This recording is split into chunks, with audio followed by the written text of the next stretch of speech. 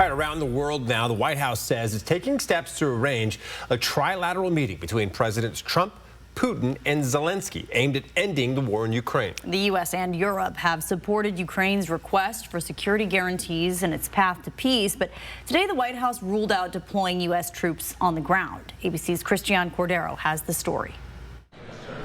One day after the high-profile summit with world leaders in Washington, today the White House is offering new details on what it believes the next steps could look like in ending the war in Ukraine. President Trump spoke with President Putin by phone, and he agreed to begin the next phase of the peace process, a meeting between President Putin and President Zelenskyy, which would be followed, if necessary, by a trilateral meeting between President Putin, President Zelenskyy, and President Trump.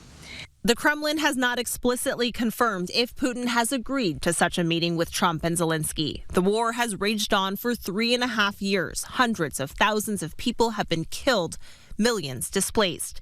Vladimir Putin told President Trump in Alaska that he will not budge from his demands of taking key territories from Ukraine. And despite Russia starting the war, Putin turned the tables on Ukraine to end it. What is very important that all the sensitive things, territorial, etc., we will discuss on the level of leaders during trilateral meeting. Ukrainian President Zelenskyy has been adamant that a path to long-term peace must include security guarantees, and Trump says the U.S. and Europe would help make that happen, a plan the Kremlin rejects. Trump told Fox News this morning both sides will need to make concessions. I hope President Putin is going to be good, and if he's not, it's going to be a rough situation, and I hope that President Zelenskyy will do what he has to do.